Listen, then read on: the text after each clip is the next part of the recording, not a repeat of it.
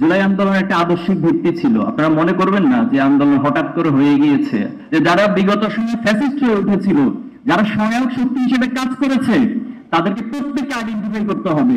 রক্তাক্ত সেই চেহারাগুলো এখনো চোখের সামনে ভাসছে। আপনি তাদের ট্রমা ঠিক করার জন্য তো কোনো উদ্যোগ নেন নাই সরকার।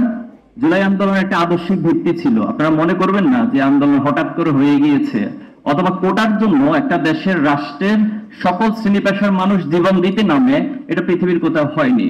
এখানে একটা আদর্শিক ভিত্তি ছিল। সবচেয়ে বড় যে ভিত্তিটা ছিল, এখানে ন্যায়ের পক্ষে সবাই অবস্থান নিয়েছে, বৈষম্যের বিরুদ্ধে সবাই অবস্থান নিয়েছে, জালেমের বিপক্ষে মাজলুমের পক্ষে সবাই অবস্থান নিয়েছে। এই বিষয়গুলোর আদর্শিক সংজ্ঞায়ন প্রয়োজন।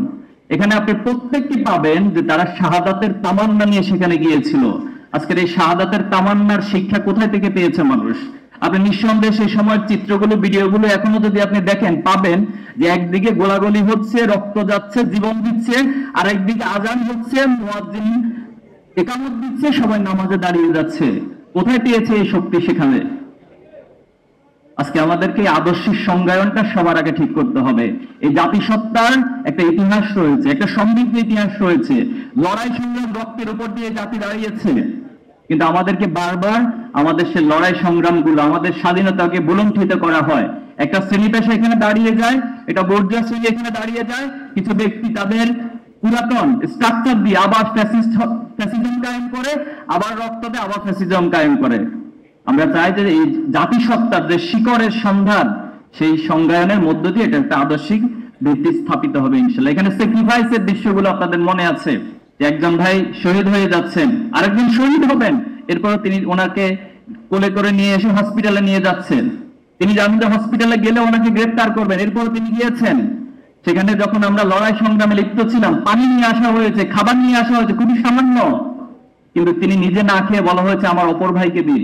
একজন আহত হয়েছে, তাকে যখন হসপিটাল নিয়ে যাওয়ার জন্য সবাই ধরাধরি করে নিয়ে যাচ্ছিল, তিনি বলছেন আমাকে নিয়ে টেনশন করতে হবে না, আপনারা আন্দোলনের সবাইকে নিয়ে টেনশন করুন, তাদেরকে এগিয়ে যান। এটা তো আমাদেরকে ইসলামী আন্দোলনের, ইসলামের ইতিহাসের জিহাদের কথাগুলি স্মরণ করিয়ে দেয়। পানি নিয়ে আসা হয়, একজন আরেকজনকে স্যাক্রিফাইস করতে করতে সবাই শহীদ হয়ে যায়। এই আন্দোলন শিক্ষার্থীদের দ্বারা শুরু হয়েছে, এটা নিয়ে আমাদের কারো কোনো সন্দেহ নাই। যদিও শিক্ষার্থী শুরু হয়েছে, পরবর্তীতে সবাই সেখানে অংশ নিয়েছে। কিন্তু আজকে শিক্ষা ব্যবস্থা এবং শিক্ষার্থীদের জন্য কি উদ্যোগ নিয়েছে সরকার? কোনো উদ্যোগ নেয়নি। একটি এতগুলো সংস্কার কমিশন হয়েছে, একটা শিক্ষা সংস্কার কমিশন গঠন করা হয় নাই। আজকে শিক্ষার্থীরা একটা মানসিক ট্রমার মধ্য দিয়ে যাচ্ছে। তারা তাদেরকে ভাই হারিয়েছে, বন্ধুকে হারিয়েছে, রক্তাক্ত সেই চেহারাগুলো এখনো চোখের সামনে ভাসছে। আপনি তাদের ট্রমা ঠিক করার জন্য তো কোনো উদ্যোগ নেন নাই সরকার। আপনার এসির গ্যাসের সমাধান হলো এসজিএস ও সিএনএস সার্টিফাইড ফোরন রেফ্রিজারেন্ট গ্যাস, যার বিশুদ্ধতা 99.98%। ফোরন, শান্তি যেখানে, নিঃশ্বাসে।